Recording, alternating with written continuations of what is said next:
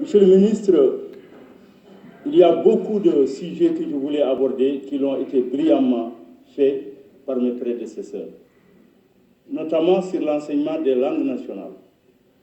On ne peut pas bâtir une unité nationale sans que chacun de nous comprenne la personnalité culturelle de l'autre, apprécie les fondements essentiels de la personnalité de l'autre. Nous avons besoin de l'éducation qui puisse bâtir une unité solide entre tous les Mauritaniens.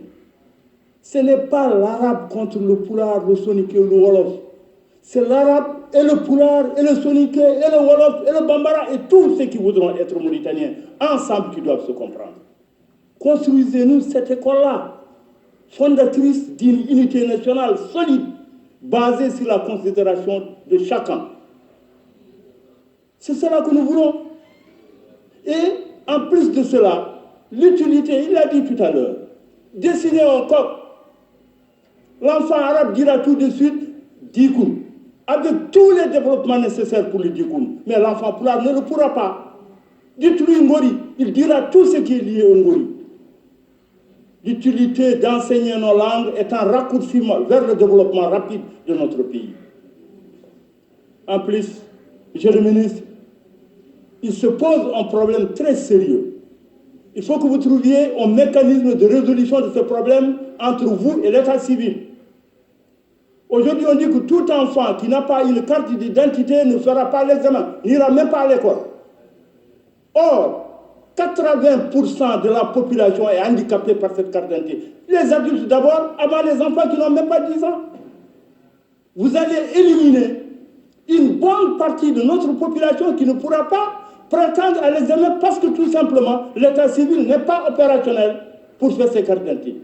Quand l'état civil ne prend que 10, 20 par jour, les adultes, les vieux, les enfants et les femmes compris, vous voulez qu'on puisse régler un problème d'ici la fin de l'année scolaire?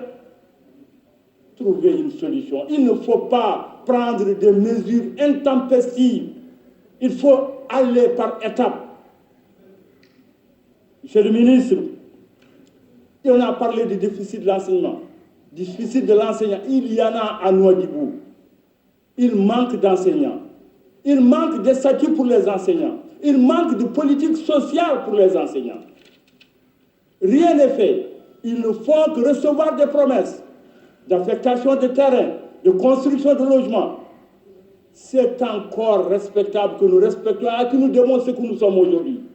Mais il faut le prendre en considération dans l'optique d'un enseignement de qualité, d'un enseignement bien formé pour relever le niveau bas que nous avons aujourd'hui et que nos enfants vivent avec martyre. Je vous remercie.